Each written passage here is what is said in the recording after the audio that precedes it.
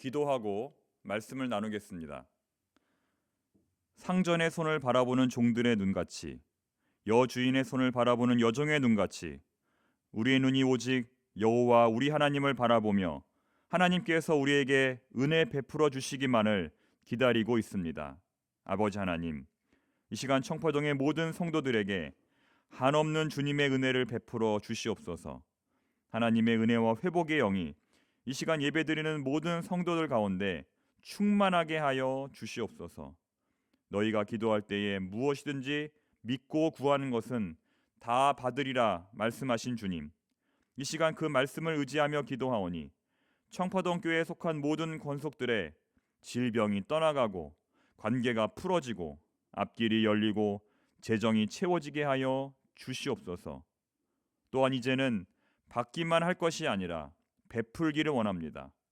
교회를 통하여 용서를 배우게 하시고, 교회를 통하여 희생을 배우게 하시고, 교회를 통하여 나눔을 배우게 하여 주시옵소서. 오늘도 드려지는 영유아부 예배로부터 소망부 예배에 이르기까지 모든 예배를 통하여 하나님의 치유와 회복의 역사가 일어나게 하여 주시옵소서. 오늘도 주님의 말씀을 읽을 때마다 그 말씀의 의미를 깨닫게 하여 주시옵소서. 예수님의 이름으로 기도드립니다. 아멘. 신앙이란 하나님의 관점으로 우리 자신과 세상을 바라보는 것입니다. 여러분, 비행기 위에서 강이나 호수를 바라보신 적이 있습니까? TV를 통하여 우주에서 바라본 지구를 보신 적이 있습니까? 멀리서 바라본 지구는 너무나 아름답습니다. 지구는 전 우주에서 가장 아름답고 살기 좋은 행성입니다. 그런데 멀리서가 아니라 가까이에서 우리의 삶을 들여다보면 매일매일이 전쟁입니다. 우리는 날마다 치열한 삶의 경쟁 속에서 온갖 스트레스를 받으며 살고 있습니다. 너무나 작은 일에도 울고 너무나 작은 일에도 괴로워하며 살아가고 있습니다. 그래서 때로는 우리의 인생을 아주 멀리서 바라보는 것이 필요합니다. 만약 우리가 그렇게 우리의 인생을 멀리 떨어져서 바라볼 수만 있다면 인간의 삶이라는 것이 얼마나 아름답고 평안한지를 느낄 수 있을 것입니다. 인생의 본질이 무엇인지를 발견할 수 있을 것입니다. 자, 그렇습니다. 그것이 바로 신앙입니다. 신앙이란 이처럼 하나님의 관점으로 우리 자신과 이 세상을 바라보는 것입니다. 비행기나 우주선을 이용한 물리적 거리가 아니라 믿음에 의한 영적 거리를 두고 우리의 인생을 바라보는 것이 바로 신앙이라는 것입니다. 나의 눈이 아니라 하나님의 눈으로 우리의 인생을 바라보자는 것입니다. 2000년 전 이 땅에 오셨던 예수님도 바로 이러한 하나님의 눈으로, 이러한 하나님의 관점으로 이 세상을 바라보셨습니다. 그분은 우리가 자신처럼 되기를 원하셨습니다. 지금까지 수많은 사람들이 예수님의 모습을 그림으로 그렸는데 일본의 어느 화가가 그린 예수님의 모습은 참 독특합니다. 그 그림의 제목은 바보 예수입니다. 탤런트처럼 잘생긴 외모의 예수님이 아니라, 아이돌 가수처럼 꽃미남의 예수님이 아니라, 그 그림의 예수님은 눈이 쑥 들어가 있고 얼굴이 매우 수척하신 그런 예수님의 모습이었습니다. 그 이유는 무엇일까요? 불쌍한 사람을 찾아다니시다가 병든 자, 소외된 자, 외로운 자를 돌보시다가 자기 자신을 돌볼 겨를이 없어 예수님이 그렇게 되신 것입니다. 멋진 양복을 차려입은 신사가 아니라 머리는 갈대처럼 솟구쳐 있고 손은 깡 말라서 메물라 있고 자기의 것을 남에게 다 주어 정작 자신은 돌보지 못하는 이 세상 그 누구보다 불쌍한 얼굴을 하고 있는 예수님의 모습이 진짜 성경에 나오는 예수님의 모습이라는 것입니다. 자, 오늘 설교의 제목은 똑바가 됩시다. 똑바가 됩시다입니다. 똑바란 똑똑한 바보를 의미합니다. 몰라서가 아니라, 능력이 없어서가 아니라, 주님처럼 닮아가려고 하다가 손해보고 명예와 자존심 잃고 그러면서도 행복할 수 있는 사람, 그러면서도 다른 사람을 격려할 수 있는 사람, 그 사람이 바로 똑똑한 바보입니다. 오늘 본문에는 똑똑한 바보들의 모습 네 가지가 기록되어 있습니다. 오른뺨을 맞으면 왼뺨도 돌려대라. 속옷을 원하면 겉옷도 주라. 오리를 가자고 하면 십리를 가라. 원수는 미워할 대상이 아니라 사랑하고 기도해 주어야 할 대상이다. 자, 이 네 가지 하나씩 살펴보도록 하겠습니다. 자, 첫 번째는 오른뺨을 맞으면 왼뺨도 돌려대라입니다. 자, 본문 39절 말씀을 함께 읽어봅니다. 나는 너희에게 이르노니 악한 자를 대적하지 말라. 누구든지 내 오른편 뺨을 치거든 왼편도 돌려대며. 자, 무슨 의미일까요? 오른편 뺨을 치거든 왼편도 돌려대며. 많이 들어본 말이지만 우리가 이 말씀 잘 생각해 보아야 이해할 수 있습니다. 사람이 오른편 뺨을 맞으려면 상대방은 어느 손으로 때려야 할까요? 오른손이 아니라 왼손으로 때려야 합니다. 하지만 보통 사람들은 다 오른손잡이죠. 왼손잡이가 아닌 이상 왼손으로 때리는 사람은 없을 것입니다. 따라서 본문에 나오는 상황은 둘 중에 하나입니다. 이미 여러 차례 뺨을 맞은 상황이거나 아니면 손바닥이 아닌 손등으로 뺨을 맞는 상황입니다. 둘 다 끔찍한 상황이죠. 그래서 유대인들은 이렇게 말합니다. 사람이 뺨을 때리는 것은 극한의 모독이다. 그런데 이 극한의 모독의 10배의 모독이 바로 손등으로 사람을 때리는 것이다.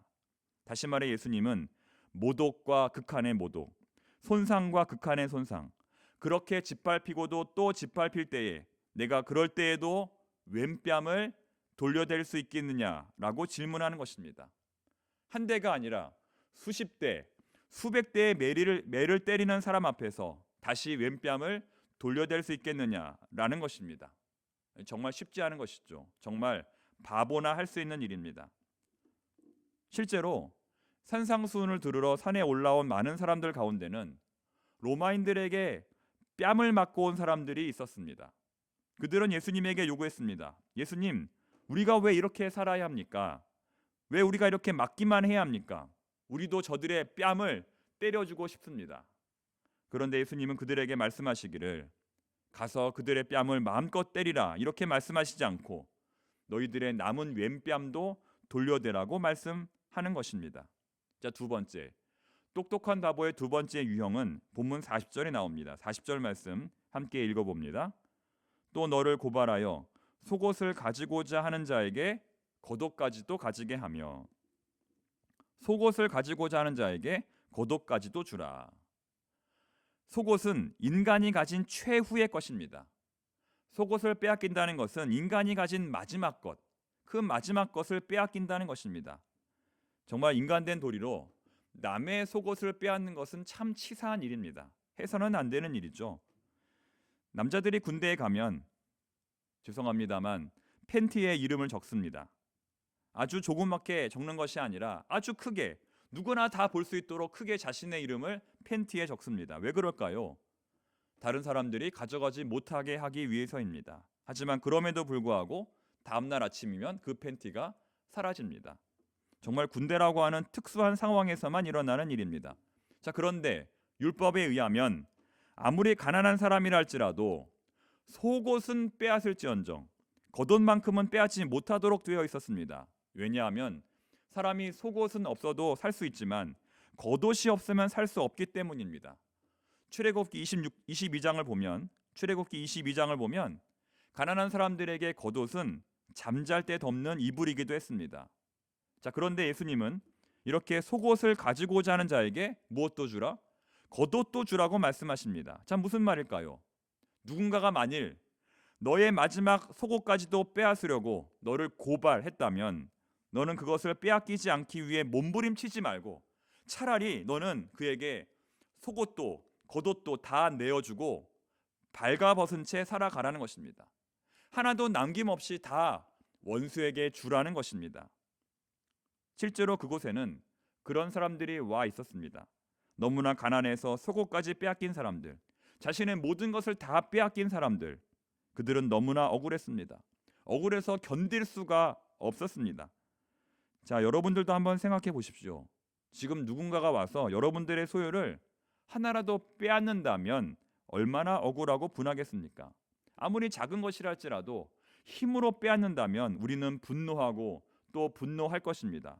그런데 예수님은 이렇게 말씀하십니다. 마지막 남은 너의 생명까지도 다 내어 주어라. 자, 이제 세 번째, 똑똑한 바보의 세 번째 유형을 보겠습니다. 41절 말씀 읽어봅니다. 또 누구든지 너로 억지로 오리를 가게 하거든 그 사람과 심리를 동행하고. 억지로 오리를 가게 하는 사람에게 너는 심리를 동행하라. 주님 말씀하십니다. 자, 억지로라는 말에는 시대적인 배경이 들어 있습니다. 당시 유대인들은 로마의 압제 속에서 살아가던 사람들입니다. 모든 유대인들은 모든 로마인들의 노예라는 것입니다. 그래서 로마인들은 무거운 짐을 짊어지고 가다가 유대인을 만나게 되면 그 유대인에게 억지로 짐을 지어서 오리를 가게 할 수 있는 권리가 있었습니다. 자, 오리는 한 2km 정도 되는데요. 이 마을에서 다음 마을까지의 거리입니다. 자, 이러한 삶의 현장에서 살고 있는 유대인들은 얼마나 억울했을까요? 하루라도 빨리 로마로부터 독립을 하고 싶었을 것입니다. 하지만 그들에게 예수님은 이렇게 말씀하십니다. 너로 하여금 오리를 가자고 하는 사람을 만나거든 기쁜 마음으로 심리를 더 가라. 아무리 나에게 중요한 계획과 일정이 있다 할지라도, 아무리 나에게 미룰 수 없는 약속과 선약이 있다 할지라도, 누군가가 나의 도움을 필요로 한다면 다 내려놓고 도와주라는 것입니다. 그것도 억지로가 아니라 기쁜 마음으로. 자, 이제 마지막 네 번째 유형입니다. 본문 43절 그리고 44절 말씀입니다.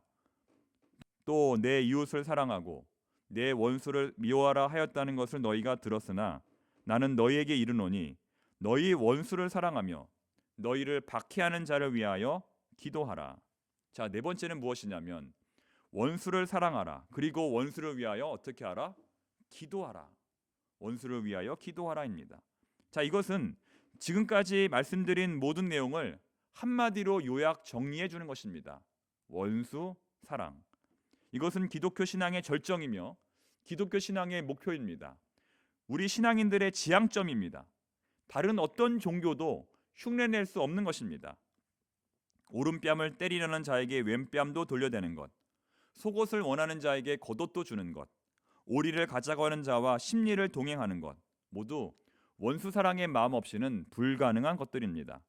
하지만 반대로 말하면 이 모든 것들을 다 실행한다 할지라도 그 가운데 원수 사랑의 마음이 없다면 아무 소용이 없다는 것입니다. 그리스도인들에게 이처럼 이 원수 사랑은 그냥 넘어갈 수 있는 문제가 아니라 아주 중요한 문제입니다. 누구나 반드시 짚고 넘어가야 할 문제입니다. 그런데 예수님은 이 원수 사랑을 온전히 이루시고 십자가 위에서 돌아가셨습니다. 사실상 오늘 나오는 똑똑한 바보의 네 가지 행동은 모두 다 예수님께서 이루신 일들입니다. 먼저 예수님은 빌라도의 법정에서 뺨을 맞으셨습니다. 한 대가 아니라 수십 대, 수백 대, 수천 대의 뺨을 맞으셨습니다. 하지만 그럼에도 불구하고 예수님은 그들에게 자신의 남은 뺨을 내어 주셨습니다. 또한 로마의 군인들은 예수님의 겉옷과 속옷을 모두 빼앗았습니다. 막대기로 예수님의 머리를 치며 조르겠습니다. 네가 만일 하나님의 아들이라면 한번 내려와 보라고 요구했습니다. 하지만 예수님께서는 그런 자들에게조차 자신의 생명을 허락하셨습니다. 그리고 예수님은 자신의 전생애를 기꺼이 남을 위해 포기하셨습니다. 십자가는 예수님의 수많은 사역들 중에 하나가 아니었습니다. 예수님은 오로지 십자가의 사명을 감당하기 위해 모든 것을 다 내려놓으셨습니다. 자신의 계획과 일정을 모두 다 포기하셨습니다. 아버지, 이 잔을 내게서 옮겨 주옵소서. 그러나 나의 뜻대로 마옵시고 아버지의 뜻대로 하옵소서. 이렇게 기도하셨습니다. 그리고 예수님은 마침내 그들을 용서하셨습니다. 아버지, 저들의 죄를 사하여 주시옵소서. 저들은 자신들이 하는 일이 무엇인지를 모르고 있습니다. 용서는 예수님 사랑의 절정입니다. 자, 그러므로 우리도 예수님의 본을 따라 행해야 합니다. 날마다 매 순간마다 원수 사랑을 하지는 못한다 하더라도 일평생 단 한 번만큼은 일평생 단 한 번만큼은 예수님처럼 원수 사랑을 해야 한다는 것입니다. 자, 그렇다면 이 원수 사랑 왜 해야 하는 것일까요? 그냥 하라니까 하는 것일까요? 아닙니다. 원수 사랑의 중요성을 알려주는 글이 있어 제가 잠시 읽어드리겠습니다. 전쟁은 전쟁으로 종식시키지 못한다. 칼은 칼로 망한다. 원수를 갚으면 또 다른 원수가 나온다. 미워하면 미움에서 자유할 수 없다. 싸움은 또 다른 싸움을 일으키고 폭력은 또 다른 폭력을 일으킨다. 이 악순환을 해결하는 길은 사랑밖에는 없다. 이 증오를 이기는 길은 사랑뿐이다. 원한이 사랑으로 바뀌고 증오가 사랑으로 바뀔 때 미움의 사이클은 사랑의 사이클로 바뀌어 가기 시작한다. 악을 이기는 길은 또 다른 악이 아니라 선이다. 사랑하는 청파동의 성도 여러분, 우리 예수님을 믿는 사람들은 살아가면서 빼앗기는 것이 있어야 합니다. 예수님 때문에 손해보는 것이 있어야 하고 예수님 때문에 고난받는 것이 있어야 합니다. 그런데 만일 예수님으로 인하여 더 받으려고 한다면, 예수님으로 인하여 더 얻으려고 한다면 그것은 예수님께서 말씀하시는 복된 삶이 아닙니다. 예수님은 분명 받는 자보다 주는 자가 더 복되다고 말씀하셨습니다. 하지만 오늘날 기독교를 보면, 오늘날 우리의 삶을 들여다보면 여전히 우리는 예수님으로 인하여 더 받으려 하고 예수님으로 인하여 더 얻으려고 합니다. 그래서 누군가가 나를 한 대 때리려 하면 우리는 그 사람을 10대 때리기 위해 애를 쓰고, 누군가가 나의 소유를 하나라도 빼앗으려 하면 우리는 머리털 하나라도 빼앗기지 않기 위해 몸부림을 칩니다. 그리고 만일 누군가가 나의 계획을, 스케줄을 바꾸려 한다면 우리는 분노하며 절대로 바꾸지 못하게 합니다. 뿐만 아니라 한 번 원수는 영원한 원수이기에 원수는 결코 사랑의 대상이나 기도의 대상이 될 수 없습니다. 이것이 바로 현재 우리의 모습입니다. 영성가 C.S. 루이스는 이렇게 말했습니다. 기독교는 불편한 종교다. 기독교는 불편한 종교다. 믿으면 믿을수록 점점 더 힘들어진다. 믿으면 믿을수록 점점 더 힘들어진다. 자, 여러분은 어떻습니까? 여러분들은 이 기독교 신앙생활 믿으면 믿을수록 더 편안해지십니까? 아니면 더 불편해지십니까? 기독교는 믿으면 믿을수록 더 힘들어지는 종교입니다. 왜 그럴까요? 왜냐하면 더 많이 용서해야 하고 더 많이 사랑해야 하고 더 많이 손해보아야 하기 때문입니다. 예수님을 믿으면 돈을 더 많이 버는 것이 아니라 오히려 돈을 더 많이 써야 하기 때문입니다. 나누기 위해, 베풀기 위해, 사랑하기 위해. 만일 하나님께서 오늘 밤 우리를 찾아오셔서 우리가 이 세상을 더 살아야 하는 이유가 무엇인지 물어본다면 우리는 무엇라고 답해야 할까요? 내가 너를 오늘 밤 하늘나라로 데려가려 하는데 이 땅에 너를 남겨두어야 할 이유가 무엇이냐 이렇게 물으신다면 우리는 무엇라고 답해야 할까요? 네, 주님, 저는 이것 때문에 더 살아야 합니다. 저를 필요로 하는 사람들이 이렇게나 많이 있습니다. 저는 이 땅에 살면서 꼭 이 일을 해야 합니다. 이렇게 답변하실 수 있겠습니까? 오늘 본문에 나오는 똑똑한 바보가 되어 살아갈 때 우리는 비로소 이 땅에서 우리가 살아가야 할 존재 이유를 발견할 수 있을 것입니다. 청산에 살리라는 가곡이 있습니다. 이 곡은 한국의 슈베르트로 알려진 작곡가 김연준 선생님이 쓰신 곡인데 감옥에 있을 때 쓴 곡입니다. 감옥에 갇혀서 세상의 모든 번뇌와 고통의 헛됨을 깨닫고 이 곡을 썼다는 것입니다. 나는 숲을 우거진 청산에 사르리라. 나의 마음 푸르러 청산에 사르리라. 이 봄도 산허리엔 초록빛 물들었네. 세상 번뇌 씨름 있고 청산에서 살리라. 길고 긴 세월 동안 온갖 세상 변하였어도 청산은 의구하니 청산에 사르리라. 정말 그 가사만 들어도 세상 번뇌와 씨름을 잊을 수 있을 것 같은 그런 곡입니다. 다른 가곡들에 비해 상대적으로 짧은 곡이지만 가사와 멜로디가 절묘하게 일치되는 곡입니다. 여기서 우리는 질문을 하나 해볼 수 있습니다. 이 노래, 이 곡이 말하는 청산, 그 청산은 과연 어디일까요? 세상 번뇌와 씨름을 잊을 수 있는 그 청산, 과연 어디에 있는 것일까요? 그 청산은 바로 하나님의 나라 천국입니다. 우리는 천국에 가야만 그 세상 번뇌와 씨름을 완전히 잊을 수 있습니다. 자, 그런데 그 하나님의 나라는 죽어서가 아니라 바로 이 땅에서부터 시작이 됩니다. 이 땅에 임하는 하나님의 나라는 바로 오늘 본문에 나오는 그 똑똑한 바보들에 의하여 이루어지는 것입니다. 다시 말해, 여기 앉아서 예배하는 우리 신앙인들이 자기 욕심대로 살지 않고 자기 본능대로 살지 않고 여기 본문에 나오는 똑똑한 바보로서 살 때 이 땅에는 하나님의 나라가 임하게 되는 것입니다. 지난주 광고 말씀드린 것처럼 오늘부터 우리 교회는 한 달간 전교인 구역 모임을 합니다. 예배를 마치시면 일어나지 마시고 그 자리에 앉아 계시기 바랍니다. 앉으신 채로 안내하시는 목사님의 안내를 받으시면 됩니다. 자, 여러분, 왜 우리는 이 구역 모임을 해야 할까요? 왜 우리는 이러한 구역 모임을 해야 할까요? 이 땅에 하나님 나라를 이루기 위해서입니다. 하나님 나라는 혼자서 만들 수 없기 때문입니다. 하나님 나라는 우리가 함께 만들어가는 나라입니다. 앞으로 한 달간 진행되는 전교인 구역 모임을 통하여 서로 위로하고 서로 격려하며 이 땅에 임한 하나님의 나라 맛보게 되기를 바랍니다. 함께 기도하겠습니다. 하나님 아버지, 저희들 똑똑한 바보가 되기를 원합니다. 속옷뿐만 아니라 겉옷까지도 내어줄 수 있는 사람이 되기를 원합니다. 저희들에게 이웃을 향한 용서와 사랑의 마음을 허락하여 주시옵소서. 특별히 오늘부터 시작되는 전교인 구역 모임 가운데 함께하여 주시옵소서. 이 모임을 통하여 서로 격려하며 위로하며 함께 하나님 나라를 세워가게 하여 주시옵소서. 구역 모임이 순조롭게 진행될 수 있도록 청파동의 온 교우들이 하나 되게 하여 주시옵소서. 모임을 인도하시는 목사님에게 지혜를 더하여 주시옵소서. 예수님의 이름으로 기도드립니다. 아멘.